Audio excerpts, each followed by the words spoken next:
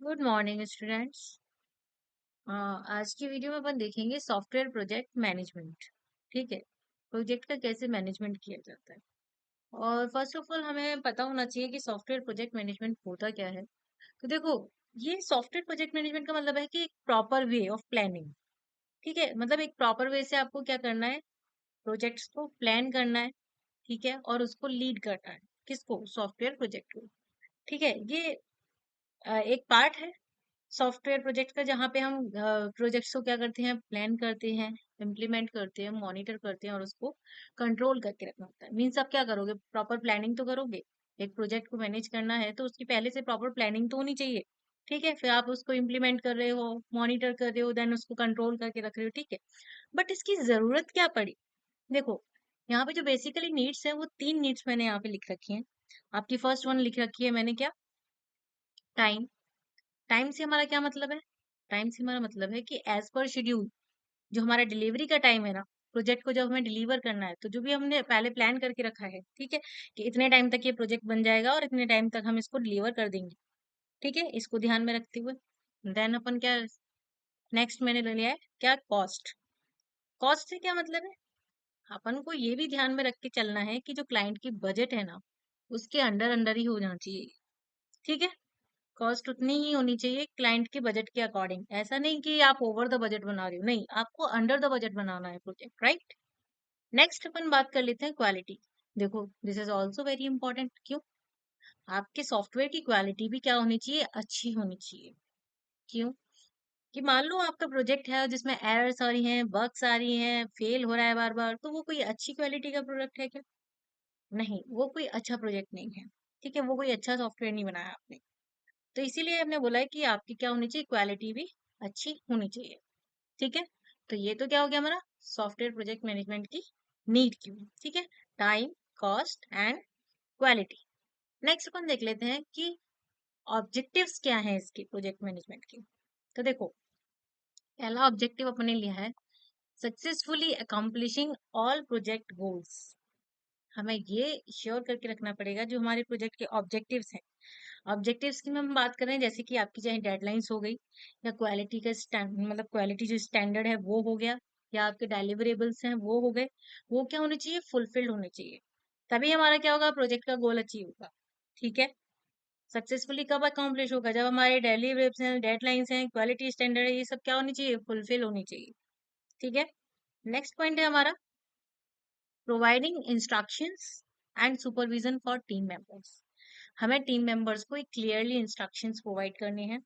ठीक है, जो भी हम प्रोजेक्ट बना रहे हैं लाइफ टाइम के लिए, तो आपको क्या करना पड़ेगा, पूरे हर जो टीम मेंबर है उसको हर इंस्ट्रक्शन क्या होना चाहिए, क्लियर होना चाहिए। आपको उनको अच्छा एडवाइस करके रखना है कि हर एक आपका जो टास्क है वो इफेक्टिवली और इफिशिएंटली एग्जीक्यूट होना चाहिए। Okay, next point, promoting cooperation and communication.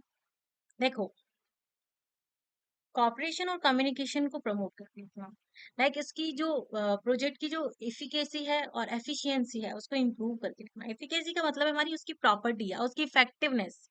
ठीक है, उसको क्या करके रखना है, इम्प्रूव करके रखना है।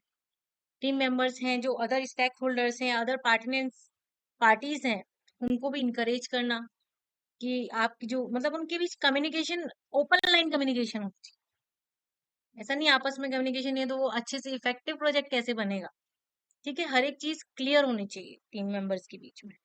ओके, नेक्स्ट पॉइंट है आपका implementing all safety procedures and protocols. तो आपको इसको भी ध्यान में रख के चलना पड़ेगा कि सारे जो भी इसेंशियल सेफ्टी मेजर्स हैं वो भी आपके फॉलो होने चाहिए। चाहे आपका हेल्थ सेफ गार्ड से रिलेटेड हो, चाहे सेफ्टी से रिलेटेड हो, या सारे जो प्रोजेक्ट के पार्टिसिपेंट्स हैं उनका, ठीक है, स्टेक होल्डर्स का, ये सब आपको ध्यान में रख के चलना पड़ेगा। ठीक है, नेक्स्ट है optimising budget and resources. Obviously ये भी आपको क्या करके चलना है, ध्यान में रख के चलना है उनके बजट्स और रिसोर्सेज का। और रिसोर्सेज से मतलब हमारा क्या है, यहाँ पे फंड्स, सप्लाईज या लेबर्स, इन सब के हमें क्या ध्यान के रख के चलना है कि हमारे जो प्रॉपर, हमारे पास जितना भी रिसोर्सेस है उसका इफेक्टिवली हमें उनको मैनेज करके रखना है। प्रोजेक्ट के रिसोर्सेज को प्रॉपरली मैनेज करके रखना है, मतलब वेस्ट को रिड्यूस करके चलना है और वैल्यू को मैक्सिमाइज करके चलना है।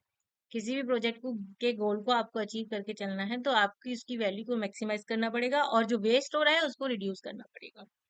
ठीक है। नेक्स्ट पॉइंट है मैनेजिंग चेंजेस एंड रिस्क। हाँ, आपको क्या करना पड़ेगा, आपको रिस्क को भी मैनेज करके चलना पड़ेगा। सारी जो रिस्क आ रही हैं आपको देखती चलनी है प्रॉपरली। ठीक है।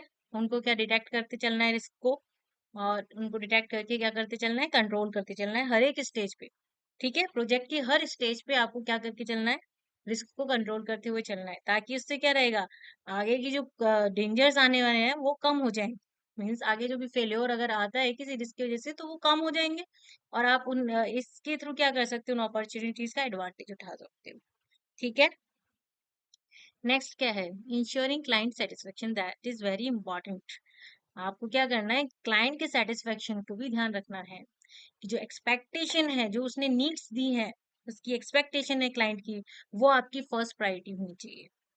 आपको ये श्योर करके चलना है कि जो भी हमने प्रोजेक्ट डिलीवर उसको करने जा रहे हैं वो क्लाइंट की सेटिस्फेक्शन के थ्रू है कि नहीं है, क्लाइंट उससे सेटिस्फाइड है कि नहीं है, जो भी हम डिलीवरेबल कर रहे हैं उसकी क्लाइंट की जो रिक्वायरमेंट्स हैं वो मीट हो रही है कि नहीं है। ठीक है। आप आप उसको क्लाइंट को देते हो प्रोजेक्ट तो आप उससे क्या बोलोगे, आप भाई आप देखो आपके एक्सपेक्टेशंस के अकॉर्डिंग है कि नहीं है, और उससे रिक्वेस्ट करो कि हमें फीडबैक दे। और वो फीडबैक देगा तो उससे हमें क्या पता चलेगा, हमें पता चलेगा कि प्रोजेक्ट सही बना है कि नहीं बना है। अगर कोई इश्यू आ रहा है तो हम उसको रिजॉल्व करके दें। तो उससे क्या होगा, अगर हम उसे रिजॉल्व करके देंगे तो क्लाइंट की सेटिस्फेक्शन क्या होगी, इम्प्रूव होगी। राइट। ओके। नेक्स्ट पॉइंट पे चलते हैं। देन नेक्स्ट पॉइंट है हमारा अटेनिंग कॉस्ट एफिशिएंसी। ये भी आपको ध्यान में रखने चलना है कि कॉस्ट एफिशिएंसी होना चाहिए। आपको जो भी प्रोजेक्ट कर रहे हो हैंडल, उसको ये उसके चार्जेस हैं उनको इंश्योर करके चलना चाहिए कि इसके लिमिट्स के अकॉर्डिंग बन रहा है कि नहीं बन रहा है। आप उसकी वैल्यू को ऑप्टिमाइज करके देखिए। ठीक है। उसको ध्यान रखिए, उस पर भी अपनी आई फिक्स करके रखिए कि हाँ ये प्रोजेक्ट इतनी कॉस्ट के अंडर अंडर बन रहा है, कॉस्ट एफिशिएंसी है या नहीं। देन नेक्स्ट पॉइंट है आपका continuous improvement. Obviously continuous improvement तो होना चाहिए। जब आप कोई प्रोजेक्ट बना रहे हो और आपने बना दिया वो प्रोजेक्ट, अब उसमें जो भी आपके अपडेट्स आ रहे हैं, जो भी नए फीचर्स आ रहे हैं, तो उनको डेवलप करते रहना चाहिए। ठीक है। अपडेट करते रहना चाहिए, अपग्रेड होना चाहिए वो प्रोजेक्ट। ऐसा नहीं कि लाइफ में फिर आप उसको अपग्रेड ही नहीं कर रहे हो, पुरानी फीचर्स पे ही वर्क करता जा रहा है। नो। ठीक है। तो वो वर्क करना चाहिए। So these are the objectives of project management. Next अपन बात कर लेते हैं कि प्रोजेक्ट मैनेजमेंट इम्पॉर्टेंट क्यों है। Why is project management important. देखिए, प्रोजेक्ट इम्पॉर्टेंट हमारे लिए इसलिए है क्योंकि हम यहाँ पे क्या डिसाइड कर ले, पूरी कंप्लीट जो एफिशिएंटली अपन देख रहे हैं वो बजट का देखना, शेड्यूल का देखना, टाइम का देखना, कॉस्ट का देखना, एवरीथिंग एवरीथिंग हम इसके थ्रू पता कर सकते हैं। ठीक है। इसलिए ये हमारे लिए बहुत इंपॉर्टेंट है। एक स्मूथ प्रोग्रेस के लिए, एक प्रोजेक्ट का जो लाइफ साइकिल है उसकी जो स्मूथ प्रोग्रेस है उसको जांचने के लिए, उसको देखने के लिए हमारे प्रोजेक्ट मैनेजमेंट की जरूरत है। देखिए, पहला पॉइंट है आपका एफिशिएंसी। लाइक मैंने यहाँ पे कुछ रीजंस लिख रखे हैं जिसके लिए हमारा प्रोजेक्ट मैनेजमेंट इंपॉर्टेंट है। पहला है एफिशिएंसी। एफिशिएंसी इंश्योर करता है क्या, कि हमारा प्रोजेक्ट है वो कंप्लीट होना चाहिए ऑन टाइम और विद इन द बजट और with the optimal resources utilisation. ठीक है। जितने भी रिसोर्सेस हैं उनके यूटिलाइजेशन के थ्रू और विद इन द टाइम और विद इन द बजट हमारा जो प्रोजेक्ट है वो कंप्लीट होना चाहिए। नेक्स्ट पॉइंट है रिस्क मैनेजमेंट। रिस्क मैनेजमेंट से क्या है कि हमें आइडेंटिफाई करके चलना है पोटेंशियल जो भी रिस्क आने वाले, और इंश्योर करके चलना है कि जो हमारा प्रोजेक्ट है वो स्मूथली प्रोग्रेस करेगा। ठीक है। नेक्स्ट पॉइंट है कम्युनिकेशन एंड कोलोबरेशन।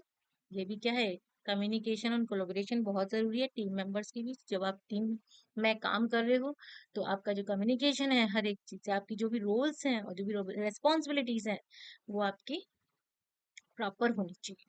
ठीक है। रिसोर्स ऑप्टिमाइज, नेक्स्ट पॉइंट आपका ये resource optimisation. Resource optimisation means जो भी आपको रिसोर्स अलोकेट किए गए हैं उनके अकॉर्डिंग ही आपको काम करना है, उन पे उनको ध्यान में रखते हुए काम करना है। रिसोर्सेज से हमारा मतलब है कि जैसे कि टाइम जो भी दिया है वो, मनी और मैन पावर, उनको ध्यान में रखते हुए आपको वर्क करना है। नेक्स्ट है डिसीजन मेकिंग। और ये भी बहुत अच्छा पॉइंट है कि आपको एक स्ट्रक्चर्ड फ्रेमवर्क प्रोवाइड करता है एक डिसीजन मेकिंग के लिए। ठीक है। तो ये डिसीजन मेकिंग हो गया। और नेक्स्ट है क्वालिटी एश्योरेंस। इससे आप समझते ही हो कि क्वालिटी हमारी क्या होनी चाहिए। हमारे प्रोजेक्ट की जो क्वालिटी है वो बहुत अच्छी होनी चाहिए, हाई क्वालिटी होना चाहिए। ठीक है, प्रोजेक्ट का एग्जीक्यूशन है वो क्या होना चाहिए, एक अच्छे लेवल पे होना चाहिए। ठीक है, नेक्स्ट है आपकी अडेप्टेबिलिटी, जो इनेबल करती है टीम को कि जो भी चेंजेस हैं उनको अडेप्ट करे और उन चैलेंजेस को इफेक्टिवली वर्क कराए। ठीक है, और इंश्योर करे कि प्रोजेक्ट की जो सक्सेस है वो डायनेमिकली हो रही है इन्वायरमेंट, राइट। नेक्स्ट है आपका स्ट्रेटेजिक अलाइनमेंट्स। ये हेल्प करता है अलाइन प्रोजेक्ट एक्टिविटीज में, यानी कि ऑर्गेनाइजेशनल ऑब्जेक्टिव्स के साथ, और इंश्योर करता है जो प्रोजेक्ट कंट्रीब्यूट कर रहा है वो ओवरऑल बिजनेस गोल्स को कंट्रीब्यूट कर रहा है। ठीक है गाइस, तो ये थे इम्पोर्टेंस ऑफ प्रोजेक्ट। आज की वीडियो में इतना ही। आप एक काम जरूर कीजिएगा, आपको इसी तरह की वीडियो अगर चाहिए तो आप मेरे चैनल को जरूर सब्सक्राइब कीजिए और वीडियो को लाइक कीजिए, जो कि बहुत जरूरी है बेटा। इसी से मुझे मोटिवेशन मिलता है और मैं आगे की वीडियोस। ठीक है, तो आज की वीडियो में तो इतना ही। थैंक यू सो मच, मिलते हैं नेक्स्ट वीडियो में।